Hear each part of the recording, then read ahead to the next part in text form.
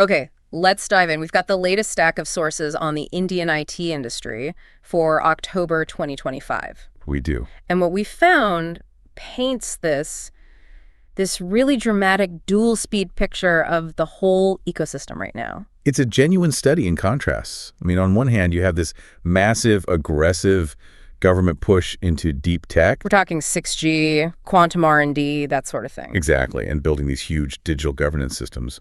But on the other hand, you're seeing real, immediate market caution. Right, a lot of pressure on the traditional IT services sector. Yeah, so our sources cover everything from labor trends, global investment strategy, right up to these huge R&D breakthroughs. And our mission here is to sort of reconcile these trends for you so you can see what's really going on. Exactly. We need to figure out why one part of the engine is hitting the accelerator while the other is, tapping the brakes. So let's start with those brakes, the immediate market caution, because that's affecting thousands of people right now. Our sources suggest a real tightening in the job market, despite all the talk about the future. It's true. The headlines are using phrases like silent layoffs. And the number they're floating is pretty big. Something like 50,000 tech jobs are on the line across 2025. That's a direct consequence of the global contraction. When clients abroad get cautious with their spending, the services sector feels it first. And it's not just jobs, it's salaries too, right? Right. The data is pretty clear that salary growth is hitting the brakes. So those big annual hikes that people have gotten used to over the past decade. Yeah, they may not be what people expect in 2025. It's a painful slowdown. It is. But here's that first big contradiction you mentioned. This is all happening alongside India's long-term talent strategy. Exactly.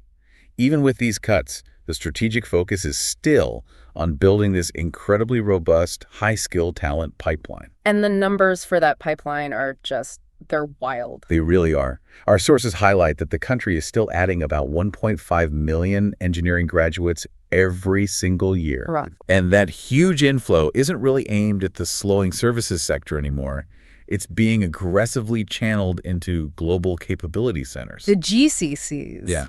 Which are these high-value, captive operations for big multinational companies. The key driver of stability and future growth, really. So where is all this action concentrated? Where are they setting up shop?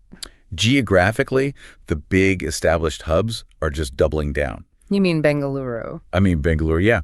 If you just look at the commercial real estate they're leasing, it's about 11.9 million square feet in 2024.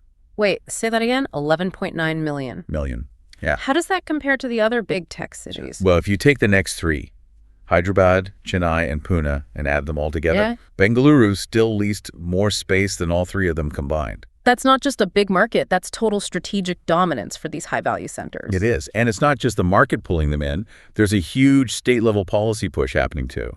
Right. I saw that. Yeah. States like Uttar Pradesh. Exactly. They've set this aggressive goal to attract over 1,000 new GCCs. They're targeting the creation of 5 lakh opportunities starting next year. 5 lakh. Wow. And this isn't about basic jobs. The sources say 78% of these GCCs are set up specifically to tap into India's high-quality workforce for things like R&D and engineering. So it's clear the global firms are committed, but setting up these massive operations can't be simple. There must be a lot of complexity, regulatory and tax-wise. Oh, a ton.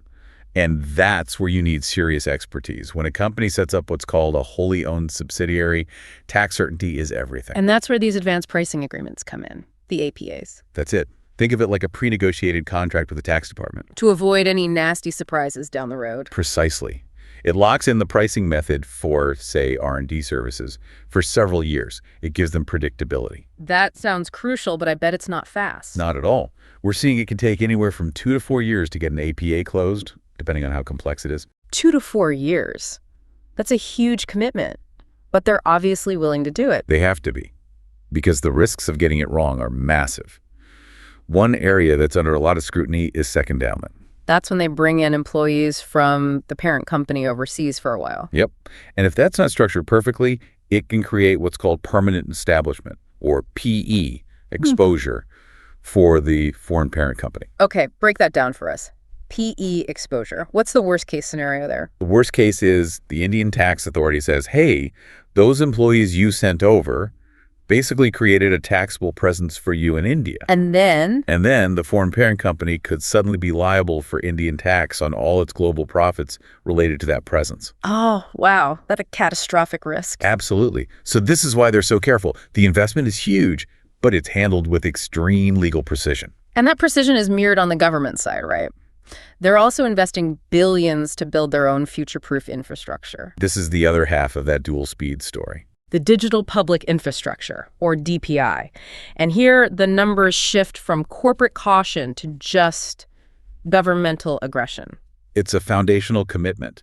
The Digital India program was just extended through 2026 with an outlay of nearly 15,000 crore rupees. That is a serious financial commitment. It is, and you can see the results in the identity and access platforms. They're the backbone of the whole strategy. Like the Aadhaar data vault. Exactly. It's now being used by 50 different government departments, and it's projected to hit 300 crore transactions by March of 2025. 300 crore. I mean, that's not just adoption, that's deep systemic integration. It is.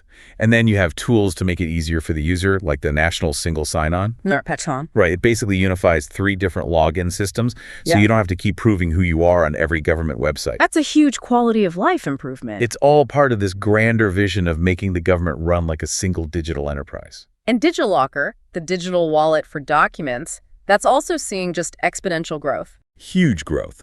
It's projected to hit over 43 crore registered users, with more than 900 crore documents issued by next March. And it goes beyond just general ID, right? There are specialized systems too. Yeah, like the AP or ID system for education. It's created 31 crore IDs to standardize credentials all the way from primary school through skill training.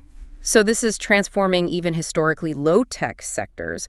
What about something like, say, agriculture or food logistics? The transformation in logistics is staggering.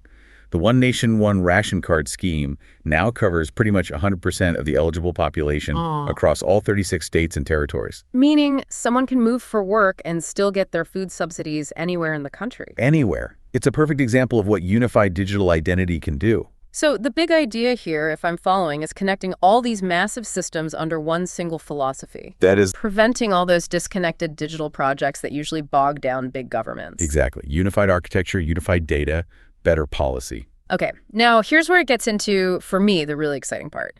The deep tech frontier. India is making these incredibly aggressive moves into next-gen R&D, moving beyond just being a services hub to becoming a creator of fundamental technology. And you can see the proof in their investment in raw compute power. The National Supercomputing Mission has already deployed 33 systems. That's a total compute power of 32 petaflops, right? And they're aiming for 64 soon. Precisely. And for anyone not familiar, petaflops are a measure of calculation speed. You need that kind of power for AI, for advanced modeling, all the heavy lifting R&D. And they're not just buying the hardware, they're building it. That's the key. They're developing indigenous servers, like the RDRA2, which is designed specifically for these massive computing tasks. It's about self-reliance in core infrastructure. And that self-reliance extends to future communications like 6G and quantum. The commitment there is formalized. They've created the Bharat 6G Alliance. Which has, what, over 80 organizations in it? Over 80, yeah. And critically, that includes more than 30 startups. The whole focus is on indigenous innovation to help define the next global standard for connectivity. Okay, but what about quantum networking? That feels like the absolute cutting edge. What's the practical use for that right now? The practical application is unbreakable security. Unbreakable. Literally. Yeah. They have a testbed network in Chennai called MAQN. It uses something called quantum key distribution, or QKD. Right, and QKD uses physics, not just code, to make secure keys. You've got it. If someone tries to intercept the key, the laws of physics cause the key to basically self-destruct. It makes eavesdropping impossible. So India is positioning itself to lead in unhackable communication. That's the goal. And it's the same story with semiconductors. They're designing their own chips now. The VGA series of microprocessors. Yeah, based on the open source RISC-V architecture. It's another move to reduce reliance on global suppliers for critical components. And they're not just designing them, they're building the manufacturing ecosystem too. Right. There's a huge investment, over 300 crore rupees, to set up a gallium nitride, or GaN ecosystem center in Bengaluru. And GaN semiconductors are for what exactly? Think high-power, high-frequency stuff, like 5G and 6G base stations, military electronics. It's a very specific, very high-tech play. But all of this massive technological leap forward, it also turbocharges the security risk, doesn't it? It absolutely does. The Cyber Threat Report for 2025 makes that very clear. The bigger the digital footprint, the bigger the target. And the risk is concentrated in the tech hubs themselves. Strikingly so. Bengaluru and Hyderabad together account for almost a quarter of all malware detections in the country. So the very places driving this high-value growth are also the biggest targets. Of course. And the attacks are getting so much more sophisticated, the old signature-based antivirus systems just can't keep up anymore. So the industry is shifting to, what, behavior-based detection, looking for malicious actions instead of known code? It has to. And we have a concrete example of this, a campaign called Operation Flight Night. And that's targeting government and energy sectors. Specifically, it uses a modified info stealer. But what's really fascinating and scary is how they command it. They're using Slack. Slack, the workplace chat tool. Slack as their command and control channel. That is next-level sophistication, hiding their malicious traffic right inside normal business chatter. It is. And to fight that, the government's defenses, led by CERT-IN, have had to scale up massively with things like the National Cyber Coordination Center. And they're also protecting individual users, too. Critically, yes. The CyberSwatch Kendra, which is for botnet cleaning, already covers about 94% of all Indian internet users. You need that foundational defense. Which brings us right back to our central theme. The key takeaway for you listening is this massive divergence. You've got short-term anxiety in the workforce and moderate growth in IT services. Right alongside this aggressive government-backed push into next-generation R&D and deep infrastructure. The strategic focus is crystal clear. Absolutely. Secure the foundational IP chips, 6G, quantum keys, and scale up citizen access. This is about positioning India as a tech innovator, not just an outsourcer, despite the immediate market pressures. So what does this all mean for the workforce right now? Here's the final thought I want to leave you with. Okay.